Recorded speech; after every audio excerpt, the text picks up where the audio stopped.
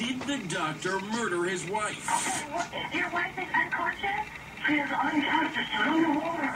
Authorities now reviewing possible homicide charges for the death of Michelle McNeil, who suddenly died after a routine cosmetic surgery procedure while in the care of her husband. Okay, did you get her out of the water? I did. I couldn't let the water out. Just days before her death, a daughter reportedly claims she heard her parents argue over allegations of an affair. She's under the water? She's under the water now.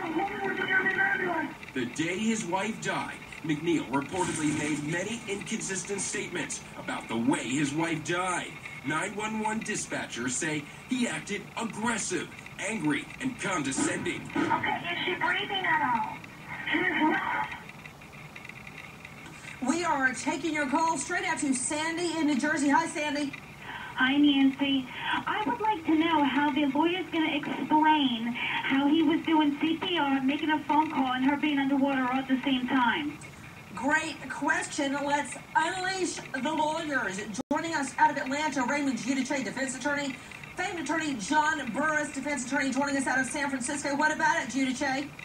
Tough problem, and then he's got another problem that generally in CPR, you can't have someone sitting up or leaning in a tub.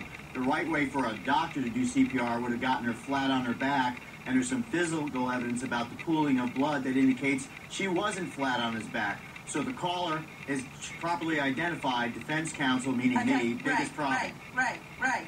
Yeah. How am I going to do it? Not I'm what going I to come up with asked some... you. You just restated what I've already told you and what the caller asked. Now give me an answer. Well, when you properly identify a problem, I want to give you credit for it. But what I'm going to do is try to set up a way that he could have done CPR with her in the tub. I'm sure we can find an expert that could show it was possible. Yeah, you know who you ought to call, John Burris? How about Conrad Murray, Michael Jackson's lawyer, who tried the same thing? Yeah, nobody believes that. That's real mean. Well, that's mean. But I will say that I think he is right. What's mean is lying about CPR and letting somebody die. That's mean. I know, but me pointing it out is not mean. But the names you gave. But look, the lawyer, if you're on the case, look, you got to figure out how to handle this. You do have to get an expert, some biomechanic, biophysicist, somebody to help you explain this. Otherwise, yes, you're just accepting the prosecution's theory. But that's not the defense lawyer's job. The job is to find a way to see if you can say that it can possibly be done. And that requires the expert who can help you do this. And without that, obviously, you're in deep trouble. But you do have to find someone to help offer some kind of explanation as to possibilities of this taking place. Back to Gene Gasaris, legal correspondent in session. I want to hear from you and Sarah about his long history of lying. And when I found out he was a doctor, I said, a doctor of what? Where did he go to medical school? I found out it was Guadalajara. I mean, he went from where? Liz, put up that full screen. Where all did this guy leapfrog back into from? Said he was hearing voices in the military. He worked at various locations. Finally got his degree in Guadalajara, as I recall. But specifically, Gene, as we put this up, I want to hear about the girlfriend, the 34-year-old girlfriend. Here he is, 54, I believe. Where did Gypsy Willis enter the scene? Well, way before Michelle passed away, friends and relatives say that she knew and she believed that he had a woman on the side, and there were a lot of arguments between the two of them. After Michelle died, once she was gone, almost immediately, he told the family, let's go to the temple and pray for a nanny to come.